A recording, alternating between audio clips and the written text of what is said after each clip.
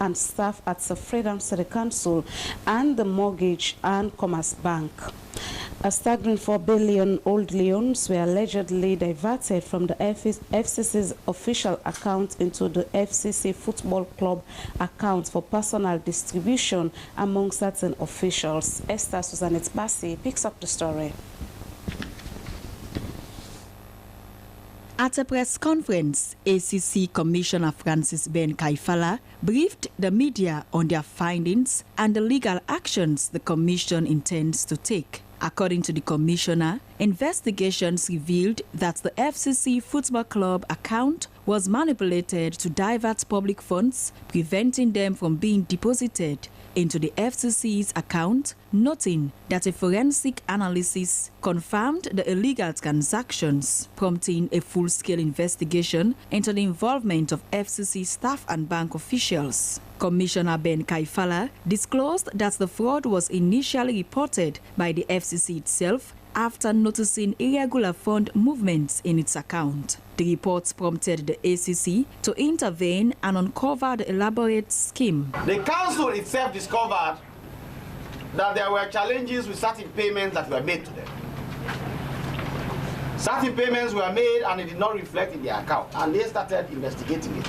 So this investigation actually started with the Freetown City Council itself checking its own system to say, okay, MediaTek paid us 100 million euros, but we did not see the money in the account where it went. In that investigation, they realized that this was systemic, but they didn't see or know how widespread it was, and they didn't have certain answers. So, as usually the case, we became aware of this.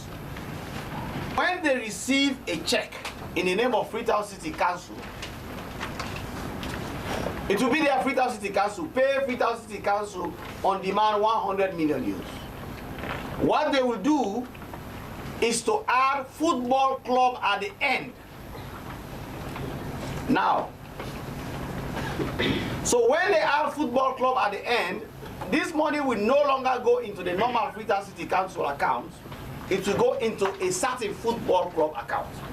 A total of 13 staff members have been implicated in the scandal, including FCC staff and employees of Commerce and Mortgage Bank. The Commissioner emphasized a two-way approach to ensure that both FCC and CM Bank officials face legal consequences for their roles in the scandal, stating that some suspects had already been released after questioning, while others have confessed and several remain under thorough investigation.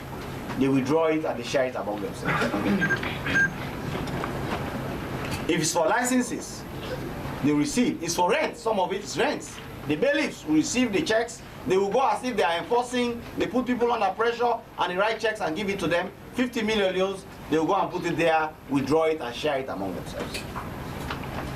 And in the process, we have about roughly 4 billion old loans. Since this happened at the time of the old loans, 4 billion old loans went through this account. And we believe that at least 3 billion of that money was applied corruptly or improperly. All the persons concerned have been arrested. Many of them have been in custody. Some of them have been given bail. Some still remain in custody. Most of them have confessed. Some of them have started returning the money. And now we are at a point where we are taking a decision as to what we do with them. But most importantly, we are working with Freetown City Council to ensure that this kind of enterprise does not continue.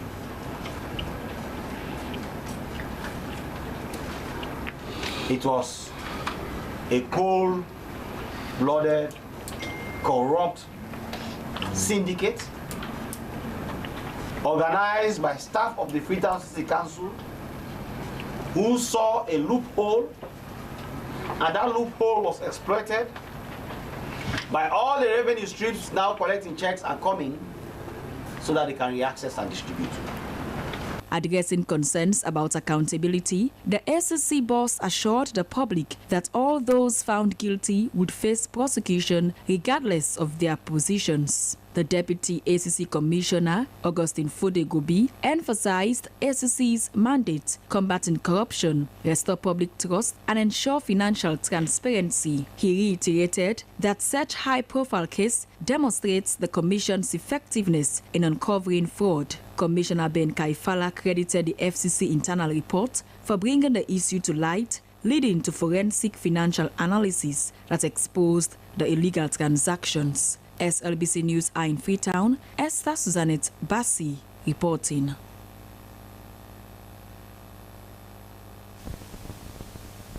In our statistics, Sierra Leone, in collaboration with its international partners, has organized a one-day stakeholder engagement on the 2025 population and housing census.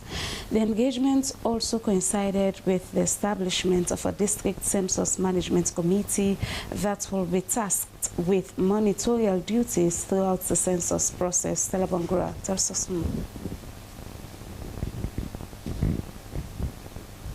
As mandated by the Census Act of 2002, the President may from time to time, on the advice of the Supervisory Minister, by order of statutory instrument, direct a census to be taken of the population of Sierra Leone.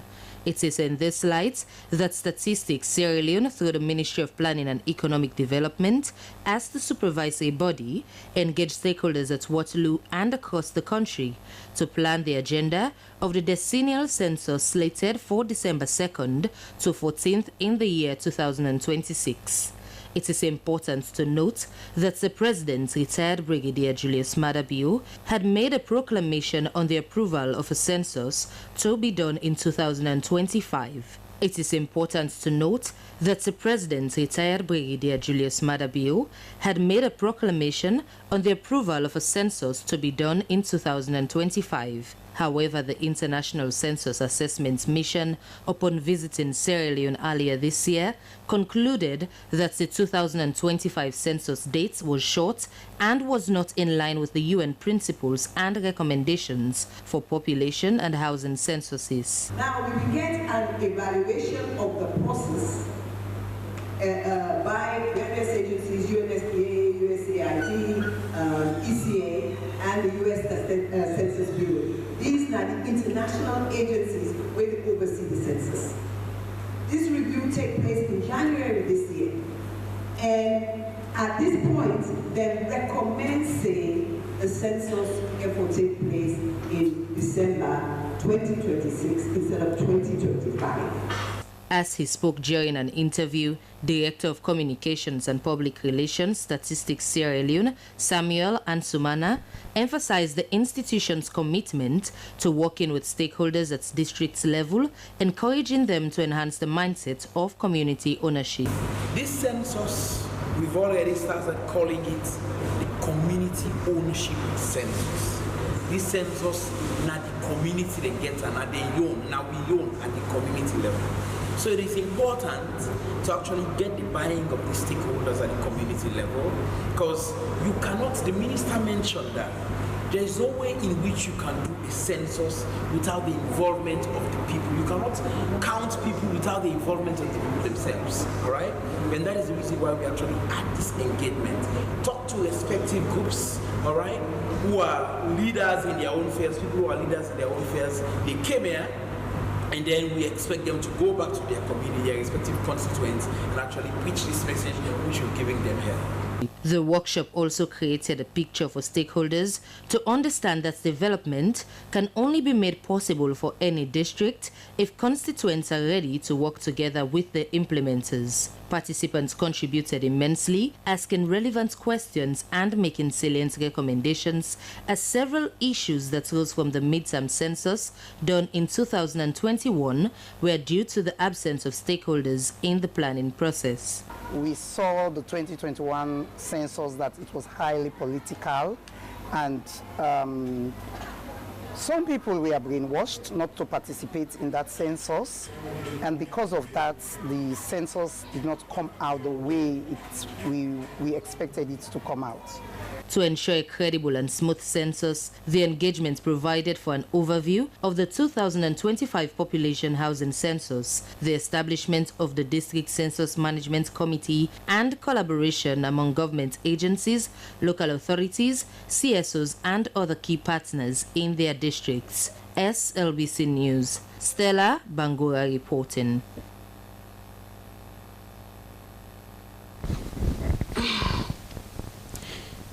And now the Mano River Union Women's Peace Network Mawoponet Sierra Leone chapter has launched its 25th anniversary celebration.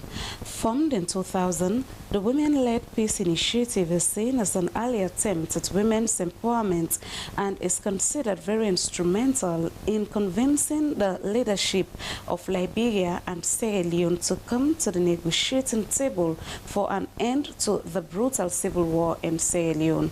Sori Kamara witnessed the launching at the Council of Churches in Sierra Leone headquarters, King Hammond Road, and now reports. The Mano River Union Women's Peace Network Mawopnet came into being in Abuja, Nigeria in 2000. It was formed by women from the Mano River Union MRU that wanted to make women part of the peace processes in the region, particularly in Sierra Leone. It was able to advocate for peace and was considered one of the major factors that brought about the peace in Sierra Leone. Executive Secretary of the Independent Commission for Peace and National Cohesion, Hawa Samai, said the Mano River Union Women's Peace Network was one of the triggers for Resolution 1325, which was adopted in 2000 by the UN in a bid to address the impacts of armed conflicts on women and emphasizes the importance of their participation in peace processes. Remember, after Mawopnet was set up, 3 years after that, we had the war done. It shows that Mawopnet significantly, looking at the history, from the Lome, the Bintumani 1, the Bintumani 2, the time span, it means that Mawopnet and the women of Sierra Leone contributed tremendously towards ending the war in Sierra Leone. Deputy Secretary General, Peace and Security, Good Governance, Social Affairs in the Mano River Union, Angie Konan Monu, said the formation of Mawopnet was a sign of resilience. Since 2000, when war and civil strife were raging in the MRU countries, the women of the sub-region stood up. Launching the year-long celebration, Minister of Planning and Economic Development said Mawopnet emerged at a critical yet timely period in the sub-region. Describing it as a trailblazer, the minister credited Mawopnet as one of the factors that were very instrumental in convincing the leaders of Liberia and Sierra Leone to the negotiating table for an end to the war in Sierra Leone. At a time the organization is facing several challenges, Madame Ballet said there was need to strengthen Mawopnet for continued growth and resilience. Mawopnet needs to build its resilience, given what we have said previously. Mawopnet has been resilient in that it still exists, in that it still has the expertise. But I think that Mawopnet needs to be strengthened. And it needs to be strengthened urgently, otherwise we will not be celebrating the Golden Jubilee. After the war, Mawopnet Sierra Leone chapter is still promoting peace efforts. It has appointed peace ambassadors in 11 districts and established Mawopnet radio station in Balamwe at the Guinea-Sierra Leone border. However, national focal person Rosalind McCarthy said they are faced with several challenges which are threatening their survival. We are not able to do as much as we would like to do because we have constraints with mobility and other resources, mobility and logistics. The 25th anniversary celebration, which is expected to run throughout the year, consists of Thanksgiving and fundraising and other events. Sori Kamara, SLBC News, Freetown.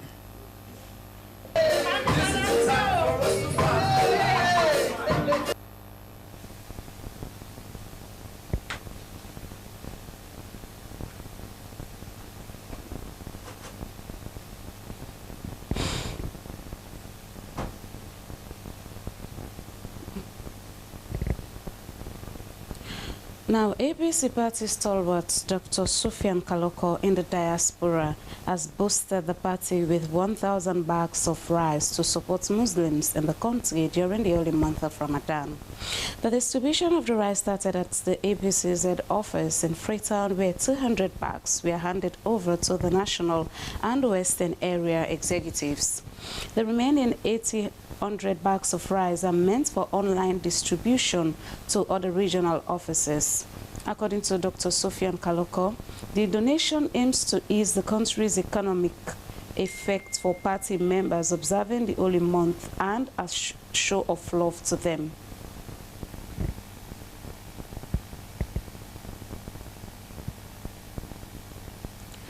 And now the Sierra Leone Police has released its 2024 crime reports. According to the reports, the country recorded over 1,000 in crime reduction, from 30,491 cases in 2023 to 29,015 in 2024. Sulaiman Babaturi witnessed the launching at the Senior Officers Mess Kingdom. Internal report.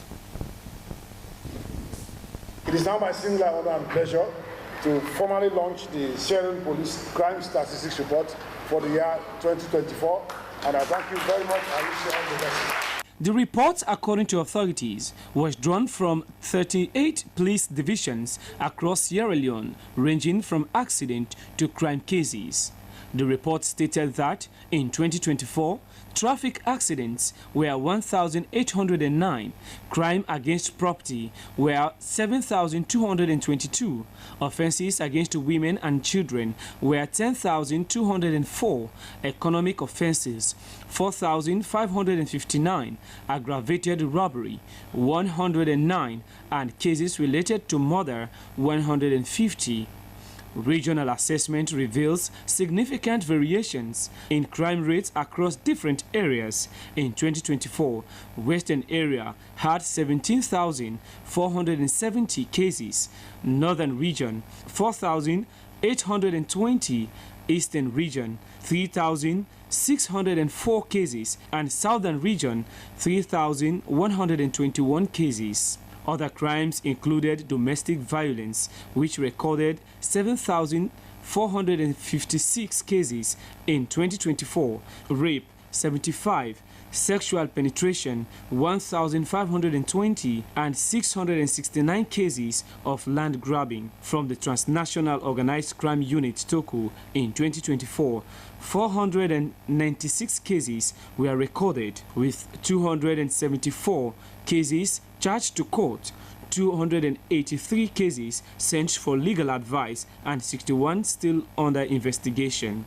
On cybercrime cases, a total of 1,880 cases reported, stalking and bullying 65 cases, social media hacking 10 cases, online fraud 16 cases, and mobile phone theft 1,774 cases. Total mobile phones tracked 602, with 500 successfully located and retrieved. And for human trafficking in 2024, 85 cases were reported, with 59 cases charged to courts. Inspector General of Police William Fayaselu encouraged data recording officers to keep recording criminal cases.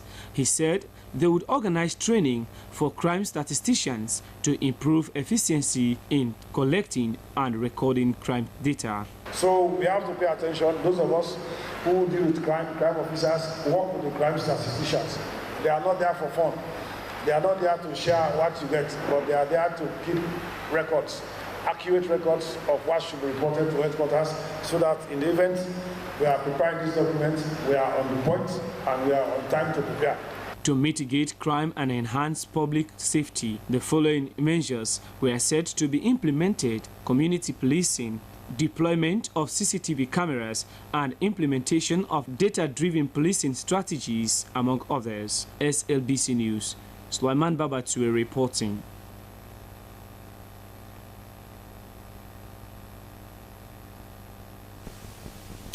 Parliament has committed the Sierra Leone Shipping Agency Bill 2025 to the Legislative Committee for further scrutiny. The bill seeks to make provision for the establishment of the Sierra Leone National Shipping Agency as the sole national carrier of Sierra Leone. Dennis Fraser was in Parliament. The National Shipping Agency, including the Sierra Leone National Shipping Agency Board. Presenting on the bill, the Minister of Transport and Aviation, Fandeturi, said the purpose of the document was to make provision for the establishment of the Sierra Leone Shipping Agency. He highlighted several important provisions of the bill, such as the establishment of the Sierra Leone National Shipping Agency as the sole national carrier, and for providing maritime transportation, cargo import and export, storage, clearing and forwarding, and transshipment, cargo management, and other related logistics services. During the intense debate before committing the bill to the Legislative Committee, the chairman of the Committee on Transport and Aviation, Honorable Dixon Rogers, emphasized on the proper implementation of the bill, which is said will lead to a huge revenue mobilization. It's very rich in terms of creating job opportunities for our fellow Sierra Leoneans and making sure that our shipping lines or the shipping agency is well catered for, to the extent that they will now be able to employ people, our brothers and sisters in Sierra Leone. This was further emphasized by the Deputy Speaker of Parliament, Honorable Ibrahim Conte, who described the bill as a revenue generation step by the government. All of us know that nations are leveling tariff against each other. Nations are moving away from donor support. Nations are taking away their donor-funded projects and put it into either defense spending or other social services. So it is important that at this particular point, Sierra Leone position itself to have an agency of this nature. However, the acting leader of the opposition, Honorable Daniel Brahma Kuroma, raised concerns over circumstances in which state-owned entities found themselves lagging in terms of powers and effective revenue generation. He cited some few state-owned institutions that are falling victim of this to justify his assertion. Imagine the amount of money Macri is making right now. A lot of money. Well, it's just for private. And this parliament has given that opportunity to government to get that money, to generate that income. And we give the powers to an institution called Sierra Leone Lottery Company. The leader of government business, Honorable Matthew Numa, also reflected on the importance of revenue mobilization and its positive impact on the state. He alluded to efforts by other countries regarding the imposition of taxation for revenue generation.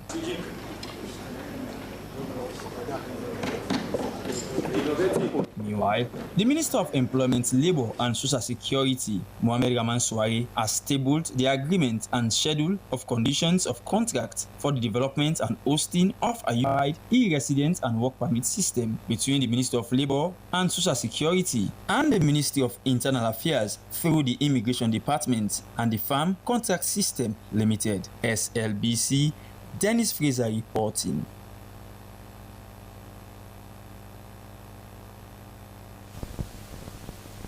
And now the opposition whip in Parliament, Honorable Abdul Karim Kamara, has disclosed that in just a year of operation, the government currently owes CLSG about $20 million, adding that the Kappa ship is not producing up to 60 megawatts as claimed. Rather, it is individuals who are taking kickbacks, spreading such misleading stories. He made these assertions at a press conference held at their party headquarters in Freetown. Emmanuel Samura was there for the Slbc. The ongoing power outage and inconsistent electricity supply in the country, especially in the capital city Freetown, has led to a massive public outcry where individual citizens and groups are coming out to criticize authorities for depriving them of electricity. The most recent to join is the main opposition, All People's Congress Party.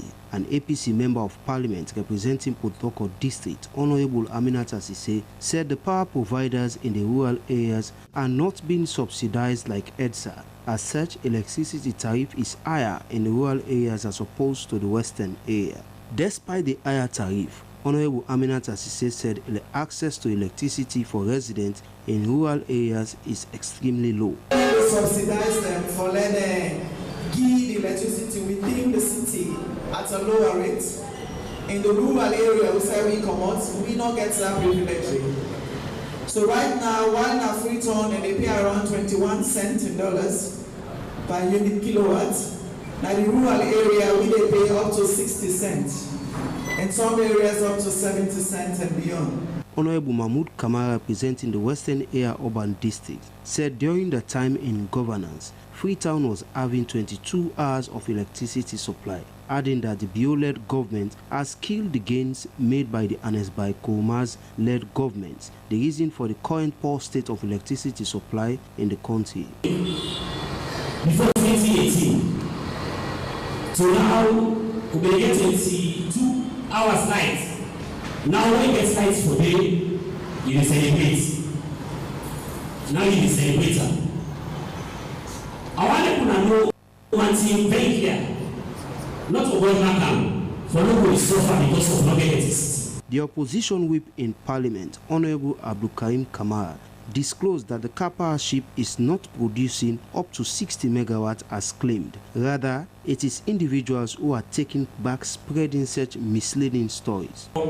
Kappa ship, when they say they need 60 megawatts, let it go on record. Say, and the challenge Kappa ship say they don't produce up to 60 megawatts. Now kickback people they take from the money with the people they pay, and they don't pay the right money. Make they get blackouts in this country. Honorable Abdul Karim Kamara noted that despite the electricity bills consumers have been paying in just a year of operation, the government owes CLSG about $20 million. Just within a period of 7 months to 1 year, government don't owe the CLSG up to $20 million again.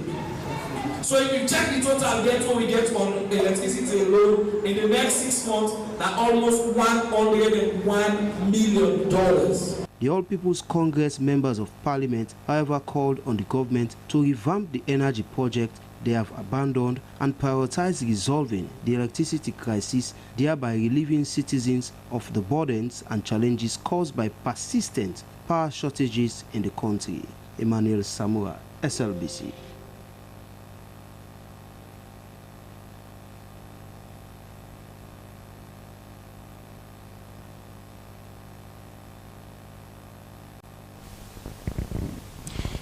WHH has hosted an International Nutrition Smart Community Program Conference in Kenema City. The conference brought together participants from Germany, Burundi, Ethiopia, Malawi, among other countries. Safa Moriba reports. WHH Area Manager, Southeastern Region, Santigi Kamanda Kanu, said the annual conference was key for the people of Sierra Leone and for the attendants from other countries, adding that the purpose of the conference was for these countries to share lessons learned for the successful implementation of the Nutrition Smart Community Program in the targeted countries. He said that BMZ from the German government and other donors are funding WHH projects across the world. That's funding. We do get fundings from different donors. For example, a project that we are gathered here for that we titled SLE 1102 Nutrition Smart Community Project is being funded by BMZ. That is money from the German government. So we also have other projects implemented in other parts of the country. For example, we have the Nutrition Smart Community also in Pujon, funded by Irish Aid. So we are getting money from different donors for our activity implementation or project implementation. Chairperson Kenema District Council Frances Jambawai described WHH as one of the government's dependable development partners in the country, implementing various projects across the country. She appealed for more funding from WHH so that more countries will benefit from the Nutrition and Smart Community Program. We need one WHH and other organizations then help we give women and support so that they will grow their food there. When we say agriculture now, I don't say forced, but now the women are highly interested and they engage in farming. So they only need support so that they will grow the yam there. District Agriculture Officer Kenema Matthew Mohamed Kane pointed out that the more people eat nutritious food, the more they become healthier. He assured the conference of the ministry's support in the implementation of any project in the interest of the community. None of us will exist. We will be prone to diseases, we will be prone to a lot of outbreaks, but if you consume nutritious food, definitely there are a lot of diseases that will come your way. Your immune system will repel them because you have nutrition in your system. But without nutritious food in your system, any disease can overcome you in the trickle of an eye. A field visit to portray the reality of nutrition was part of the conference.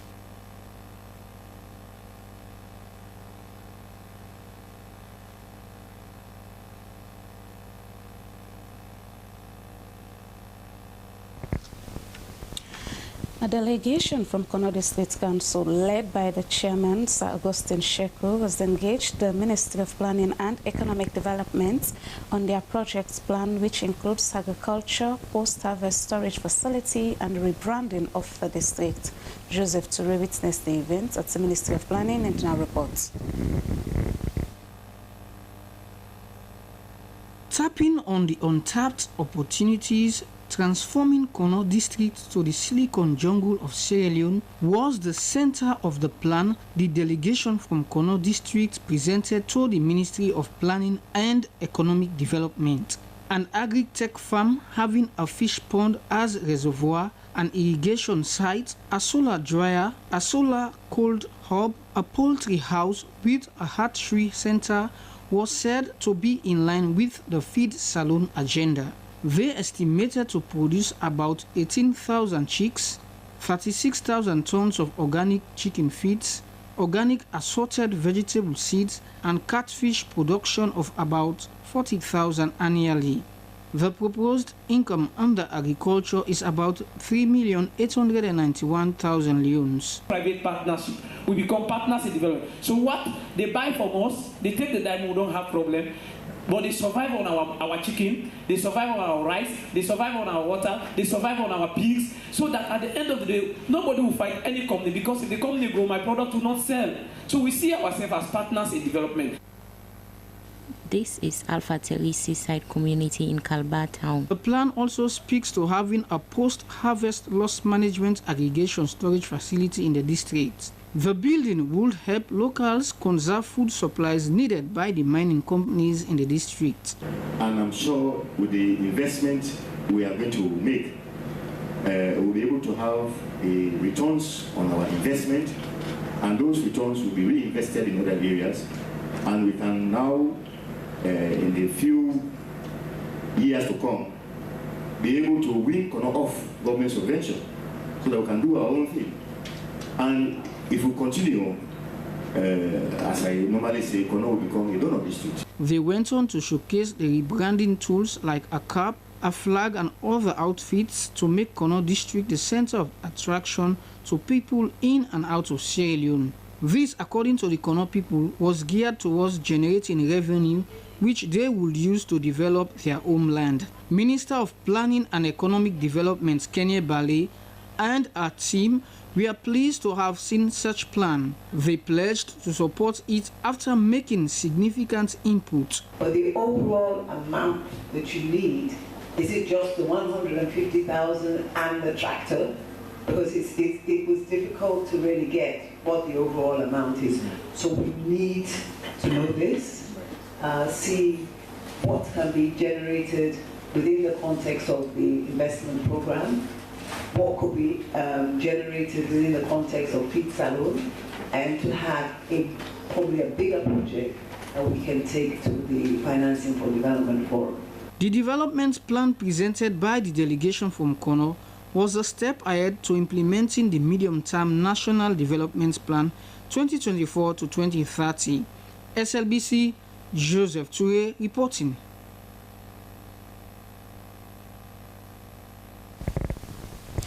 Residents of Alpha Teye Seaside in Calabar Town community are facing severe challenges with social amenities such as safe drinking water, access to healthcare facilities, and poor road network, among others. According to residents in the community, despite having a number of water wells and water is however unsafe for human consumption. Our reporter Aminata Bangura visited the community and compiled this report.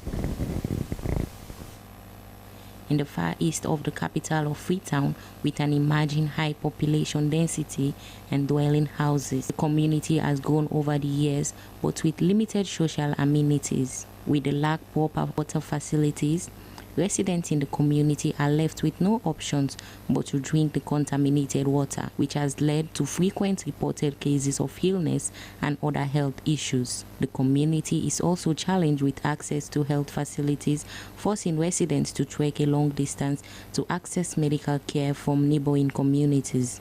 This situation, according to occupants, was unbearable, leaving pregnant women, lactating mothers, children and the aged at high risk, with no immediate access to health care when it comes to emergencies. The poor road network further exacerbates the problem, even preventing motorbikes to access in the community, not say a vehicle, making it more difficult for the people. Jacob Aikoma is a resident in the community. The places are very remote. You hardly can find any health center or call it a drugstore, call it a pharmacy or pharmaceutical outlet. You cannot find them here. They only came at night. They will come at night to just give to people any medicine they think it's. You have headache medicine, say, yeah, we have it. Even if it is the wrong one, people take it. That can lead to wrong situations, which can deteriorate their medical situation. The community youth chair lady, Aissatou Kabo, said that they have portion of land in the community which has been set aside for the development purposes, calling on government or NGOs to come to their aid. I get 12 picking them. 2 bond or 3 bond, you not go do. So in that water well, they not really pure because I'm melting all this way in the put the water. I have 12 children and a bundle of water is not enough for them for a day. The well water is making them sick more often. I'm calling on the government to help us purify the water to make it safe for drinking. So there we beg Papa government to help we be NGO now. We be individual people now. We get my interior feeling like what they talk. We go help we. They let them help we.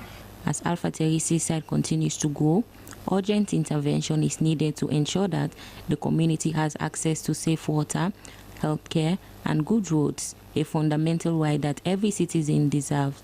Slbc News, Aminata Bangura reporting.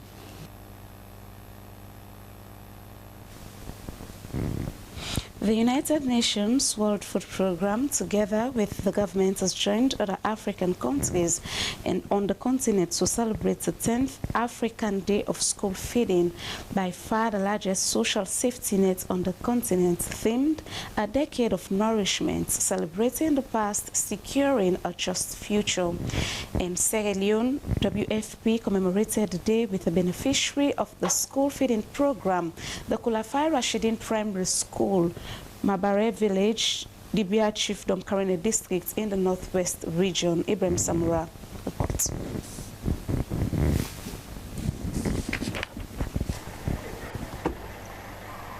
The African Day of School Feeding is an annual high-level convening event led by the African Union to renew and scale up African countries' commitment to deliver school feeding programs that advance human capital development and achieving the SDGs since 2016.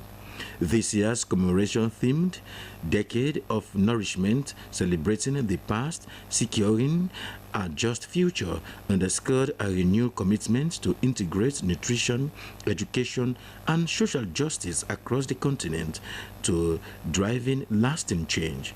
WFP Country Representative Ivan Fossen underscored the crucial role of homegrown school feeding in advancing education, nutrition, and agriculture. In Sierra Leone, the WFP's school feeding and the homegrown is supporting 82,000 school children, which is an increase from 21,000 in 2023. So we've seen a real exponential increase in the coverage of homegrown. And these children now represent 30% of our total 263,000 children that are supported by WFP across the country. The government of Germany, Iceland, Japan and South Korea have been playing significant roles in supporting the school feeding program in the country through the United Nations World Food Program, which has enabled the expansion of the homegrown school feeding program in Karine and Bonth districts. The homegrown school feeding is a better way to produce food for all our children, because now the food had only to come from the fields, 4 minutes to come here, to be cooked on spot and then eaten by our children. Since 2012, Iceland has been a strong supporter of homegrown school meals, starting in Malawi when this concept was first emerging. Since then, homegrown school feeding has established itself as a crucial element that contributes to better education outcomes, food security, resilience, and economic empowerment of local farmers. On the part of government, Minister of Basic and Senior Secondary Education, Kodrat Saki, and Deputy Minister of Agriculture 1, Dr. Theresa Dick, revealed that over the past 6 years, government has made significant progress towards nourishing peoples and communities through the school national school feeding program, and added to improve education outcomes, agriculture and nutrition. There has also been a steady increase in the coverage of the school feeding program. So in 2018, about 250,000 pupils benefited from the program, and now we have more than 800 pupils that are targeted across the country. The ministry has committed $700,000 to WFP to produce locally produced rice, reinforced our belief that school meals must be an engine for agricultural growth. Head teacher Muhammad Bangura and a pupil Mohamed Sise of Khalifa Rashidin Islamic Primary School, Mabere Village, lauded World Food Program and government for the introduction of the school feeding program, noting it has increased pupils' enrollment and retention. The celebration climaxed with a tour to one of the women farmer-based organizations in the village, where WFP provided funds to women to plant homegrown orange flesh sweet potatoes and vegetables used as a substitute for rice in student meals to promote local agricultural production through community-based production and launching of a kitchen, store, and fuel-efficient stoves. Ibrahim Samura, Freetown. Over 3,000 vulnerable children and elderly women in Warawara Bofodia Chiefdom have received much-needed support from Saints Ministries Sierra Leone in collaboration with the Global Aid Network GAIN and Outreach Support Ministries International. The organizations provided essential education materials, clothing, and hygiene supplies to the deprived communities. Our reporter Nandewa Fewonka went along.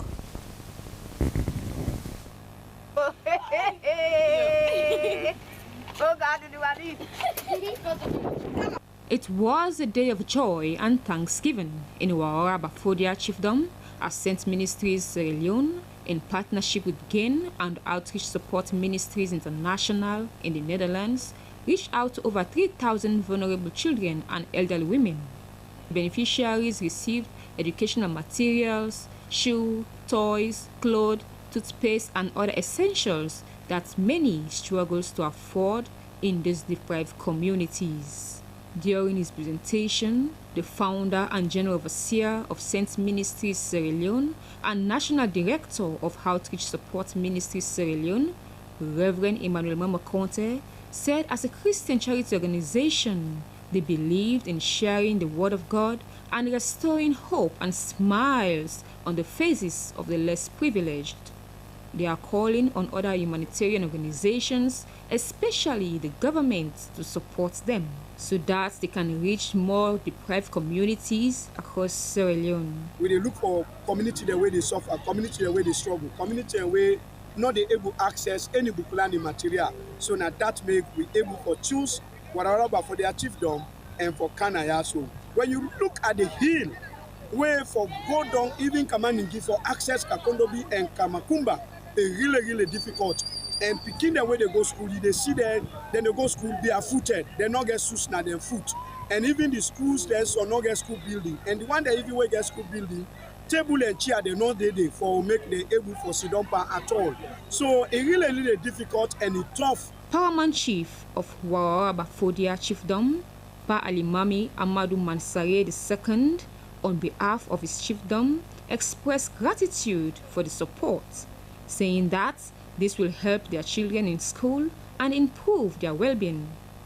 We're glad so much for the support we said ministry they bring for we always, and in terms of health, they can get people them medical doctors and nurses, and also they can supply them package also for the school picking them, which is very huge, and they encourage picking themselves to go to school.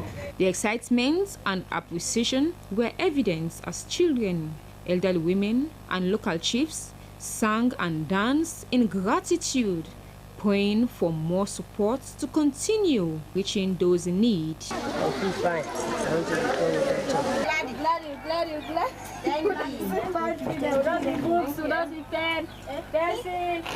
I feel so good. I don't know how I feel actually. I'm so happy.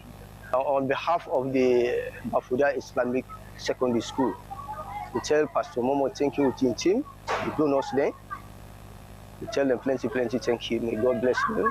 This initiative is not just about providing material needs, but also about spreading the love and hope to those who need it most. Saint Ministries Sierra Leone and its partners remain committed to supporting vulnerable communities across Sierra Leone. SLBC News, Nandewa Toronka reporting.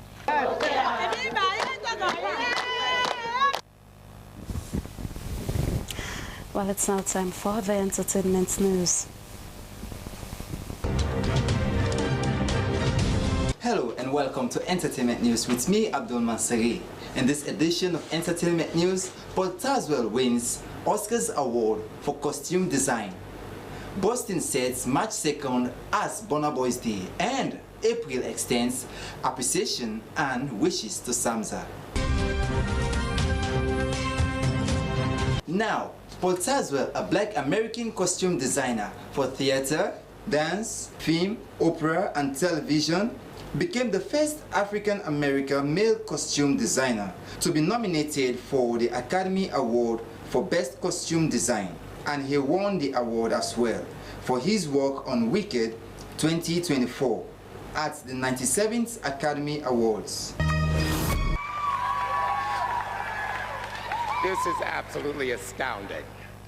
Thank you, Academy, for this very significant honor. I'm the first black man to receive. Wow, what a great gift. Congratulations, Paul, and keep creating more beautiful designs.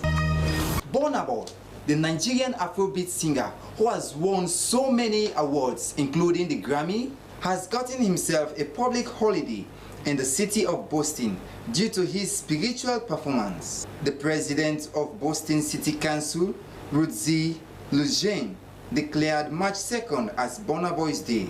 The star was overwhelmed and called Boston as his other home henceforth. So can I ask a question? Does that mean like there's no work on the 2nd of March, no work, no homework, no school?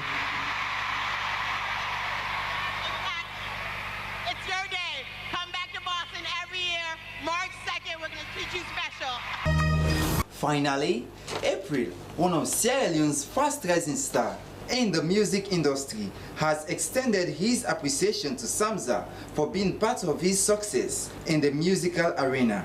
He also said if he can boast of himself being among the best singers in the country, Samza played an immense role. We say thanks to you, Samza, for contributing in the growth of young talents in the country. Well, that's all we have in this edition of Entertainment News, and I've been your presenter, Abdul Mansari. Bye-bye.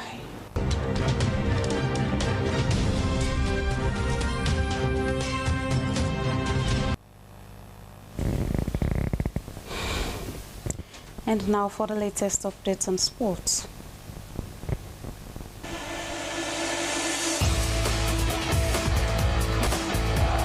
Welcome along to the sporting updates that brings you the very best in sport.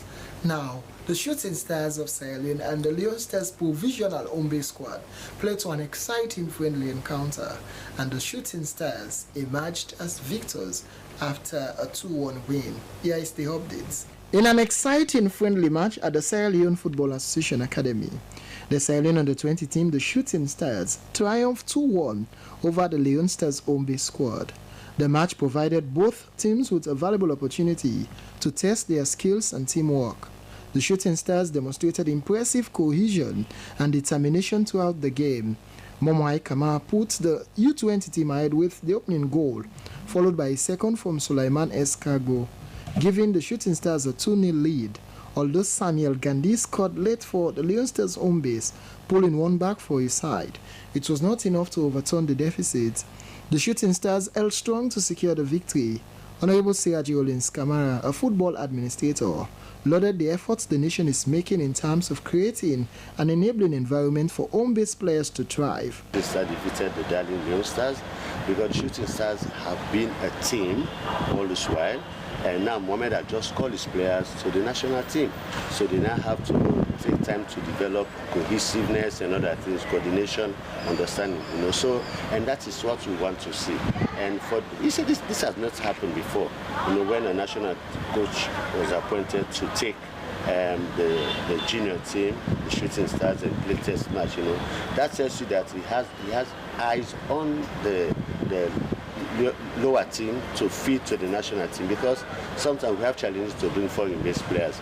But when you see how these Shooting Star guys play, this is the feeder team for the senior team in maybe next year or so. So it's preparing for the future whilst managing what we have now.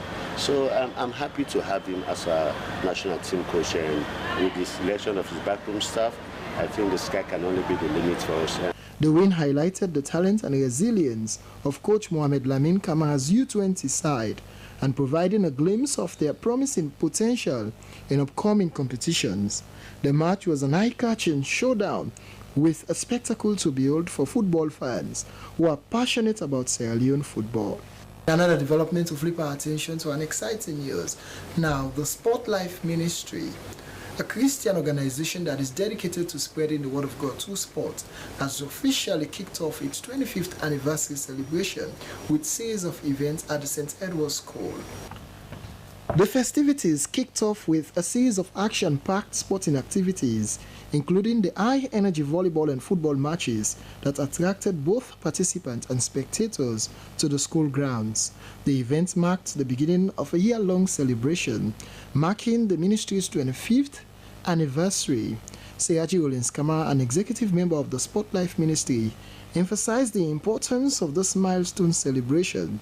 He highlighted the organization's steadfast commitment by using sport as a tool for spiritual growth and fostering a strong sense of community among its members. Of course, I came from a Muslim background, and if I should be a staunch leader today in the church, it's because of sport, football in particular. And so we take cognizance of that, and under the leadership of the then former mayor of Freetown, Abba was also second chairman of CESA, we transformed the name CESA to Sport Life. And there then we introduced this jog for Jesus. For 25 years on, we've done a lot.